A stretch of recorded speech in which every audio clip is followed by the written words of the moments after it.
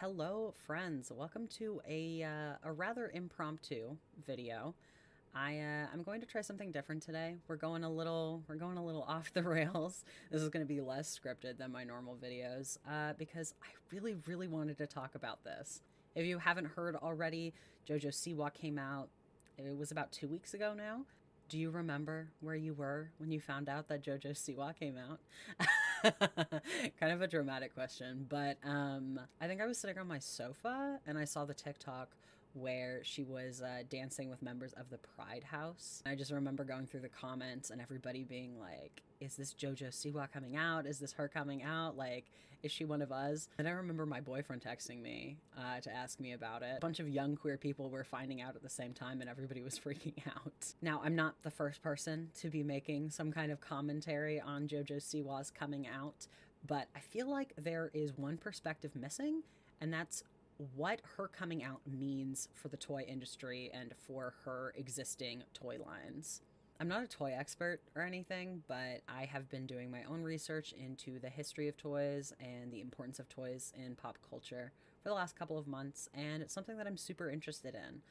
I think there's a close relationship between toys and children's education, but there's also like toys are really important for adults as well. We never really grow out of toys, our relationship with them just changes.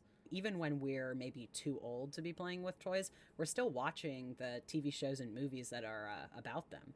We buy them for our kids and for our younger relatives. And some people even work inside the toy industry, designing and marketing toys, which is worth over $32.6 billion in the US alone. JoJo Siwa's line of toys is one of the most popular in the world. In interviews, she's hinted that it's like worth billions of dollars. My brand is a billion-dollar brand.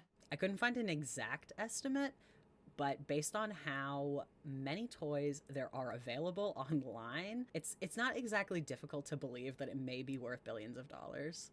I think people my age know her as a YouTuber and TikToker and from Dance Moms, but we don't realize how important she is in the toy world. In an interview with Forbes, Siwa said that toys are the highest grossing part of her brand.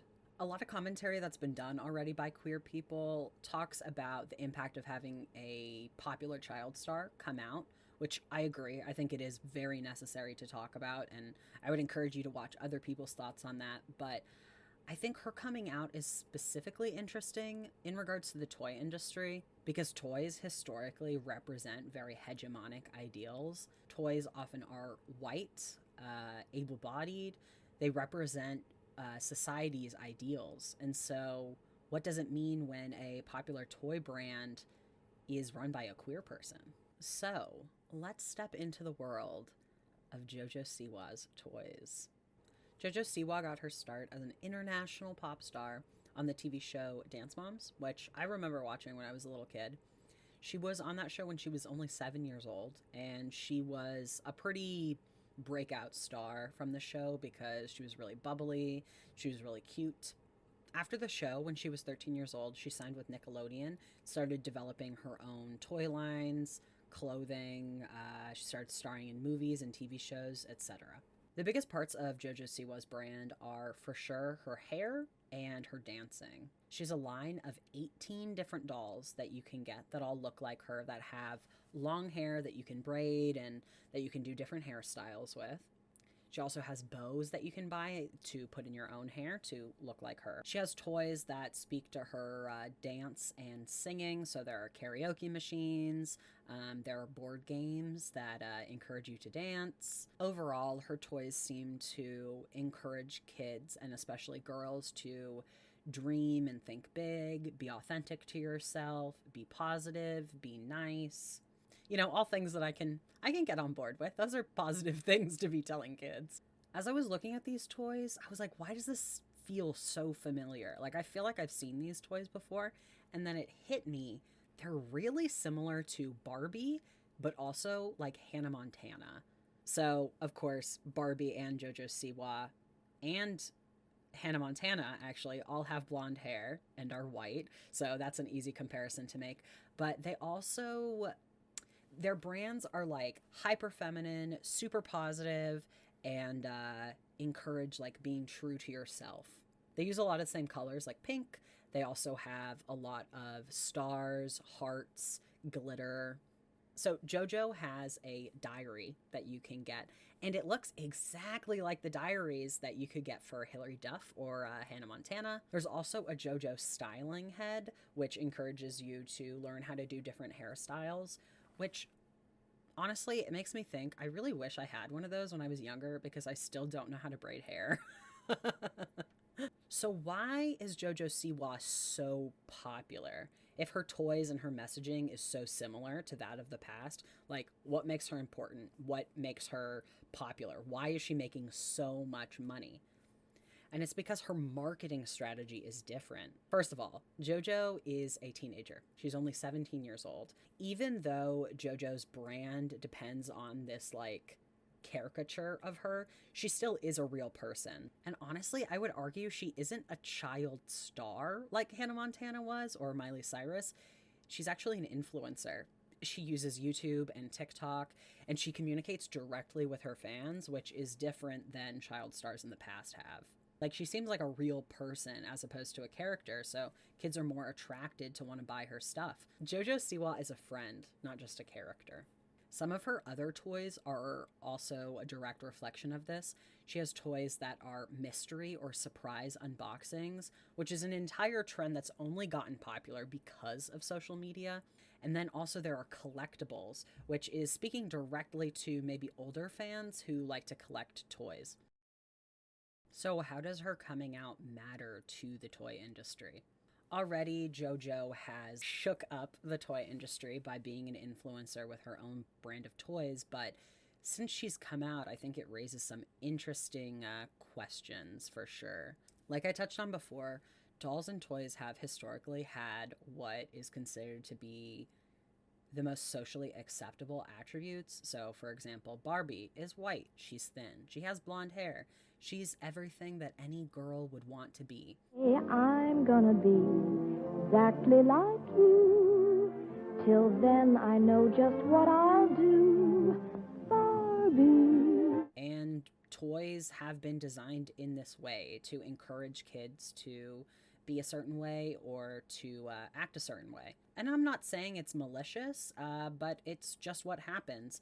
Whatever is most acceptable is what's most likely to be approved in a toy company's board meeting. And of course, the toy industry is all about making profit. So if you're making a doll or a toy that exhibits unlikable or uncomfortable traits, it's less likely to sell. As of right now, in 2021, there are no toys that meaningfully engage with queerness. You could make the argument that there are action figures of queer characters. There are action figures and toys of Adventure Time, of course, who have Marceline and Princess Bubblegum, and they're queer. But the toys don't talk about their queerness or engage with their queerness in a way that I believe is actually meaningful for kids.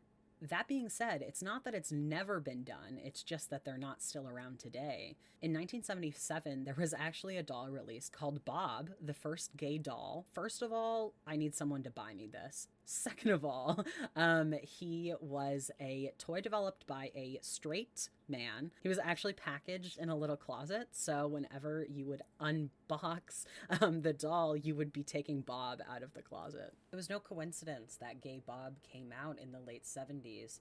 It was a time where queer people were being debated on television and in schools. There was a fear being born during that time that would only, multiply into the AIDS crisis, that gay people were going to infect children or convince them to be queer. Nominated Bride, urging you to protect our children by voting against Constitutional Revision number 2. The fact then that there was a toy, something that was marketed towards children that was explicitly queer is really impressive to me. And it almost makes me think we have to be at that point today, right? Like, can't we have a toy that is openly queer? Gay Bob definitely got the ire of conservative parent organizations, and there were loads of op-eds and folks talking about how dangerous it was to have a toy that encouraged people to be authentic and love themselves. It's sad, but a lot of the same fears that existed in the late 70s, the idea that queer people could change children, they still exist today. And it's the reason there's so much pushback towards including LGBT representation in kids media and teaching LGBT history in schools. I think this is a really good example too, because the straight inventor was specifically quoted as saying that he thought that this toy would encourage straight people to learn more about queer people. And that's exactly what I think, that toys teach important lessons. So if we have toys that represent people from marginalized backgrounds, that's going to teach kids to be more understanding and be more accepting. It's also going to teach queer kids that it's all right to be themselves, which I think is the most important part. Now, there are other queer toys, but I wouldn't consider them mainstream. They're created on websites like Etsy or being sold on people's personal pages. And oftentimes they're plushies of animals with different pride flag color designs. I think that these queer plushies are so cool, and I would love to do more research into them if folks would be interested in seeing a video about that one day. So back to Jojo Siwa's toys. Overall, I would consider her toy line to be pretty uncontroversial. It's actually pretty conservative. Like I said, it doesn't really break the mold that was created by other toy lines like Barbie. I'm not the only one who thinks that Jojo Siwa's toys are conservative. They're actually a big hit with Christian audiences. I found one review on Common Sense Media from a Christian mom who was saying why she particularly liked the Jojo Siwa brand. I hope her innocence remains and she continues down the wonderful path of teaching girls confidence and her love of her family. Teaching our kids to appreciate them is awesome. And I don't mind them learning her dance moves. They're all appropriate. I love it. Jojo, I believe, as a Christian mom, a good example. I respect the morals she has. Please keep them, Jojo. You're beautiful. And that review, I feel like, really speaks to the fact that Jojo is not going outside the box in her brand. She very much is occupying that space of innocent, kind, young white girl that a lot of audiences want. So what happens now? Now that she's out as queer, is that going to change what her brand is? Is it going to change what her audience is? I don't know. Maybe some of those more conservative parents will not like JoJo's brand anymore. But I'm more inclined to think that they're going to make an exception for her because she's so acceptable in so many other ways and she has these so-called good morals. I think that a lot of conservative audiences are going to continue buying her toys. I think there's also going to be now a brand new audience for her toys, young queer people and queer adults. I'm already seeing online people talking about buying Jojo Siwa's toys because it's going to be sort of an inside joke. This like hyper feminine, really hegemonic ideal of femininity is owned by a queer person. So if you're wearing a Jojo Siwa bow out in public and you see another queer person, it's going to be that kind of like inside joke. But I think the fact that so many queer adults are excited about this shows a serious need for more queer toys. Queer adults are going to buy Jojo Siwa's toys to answer that kid inside themselves who wanted to see themselves represented. So do I think that Jojo's toys or her brand is going to change now that she's come out? Probably not. I think that her brand is proven to be successful, so why change something that isn't broken? I doubt that her brand will change because she's not the only person that's behind it. Sure, she's the person on the dolls and on the cover of these boxes, but there are hundreds of people behind these toys, and I doubt that they all agree that pivoting towards a more queer-friendly toy industry is a good idea. And honestly, I don't want JoJo to start making queer toys. I think if that would happen, it would only make the relationship that she already has with her fans weirder. I honestly don't know how I feel about the way that Jojo Siwa and her toys and her brand interact. I hope that she has healthy boundaries for what she shares and what she doesn't. And so I think that if she were to incorporate this very personal part of herself as a queer person into toys, it may not be authentic and it may actually end up hurting her in the end. And honestly, JoJo is 17. She doesn't need to carry the entire burden of queer adults wanting queer toys or queer young people wanting representation. But I think that this is a good example that we do need more toys that engage with queerness. We need more representation. For the kids that are in the toy aisles today and the adults that are still thinking about their childhood. I want to wrap up today's video with some general thoughts that I have about the toy industry that came up while I was thinking about this. As I said, I'm new to this, so I'm still learning, and I'd love to hear about any resources, books, articles, podcasts that you may be thinking of when listening to this. The more that I learn, though, the more I realize how many monopolies there are in the toy industry. That really frightens me. A lot of the most popular toy brands are owned by the same companies, and these companies are making billions of dollars, and they have like a scary amount of power over our society. Toy companies are not just toy companies. They're also movie companies, TV show companies, clothing companies. There are also a lot of brands that exist that are very historic. For example, Mr. Potato Head came around in the 1930s, while Barbie was released in the 1950s. I think it's really interesting to look at these toys throughout time and see what's changed, and then also see maybe what are some things that we still need to work on. Overall, I'm curious about what toys would look like if we didn't live in a capitalist society. What would toys look like if people weren't designing them with profit in mind? If we only had to listen to what kids needed or wanted, what would we see? So, I'm going to end with a question. If you could design a toy for your younger queer self, no time limits, no budget, anything you could imagine, what toy would you give to a younger queer version of you? What did you need as a queer kid that you never got, or even as a queer adult?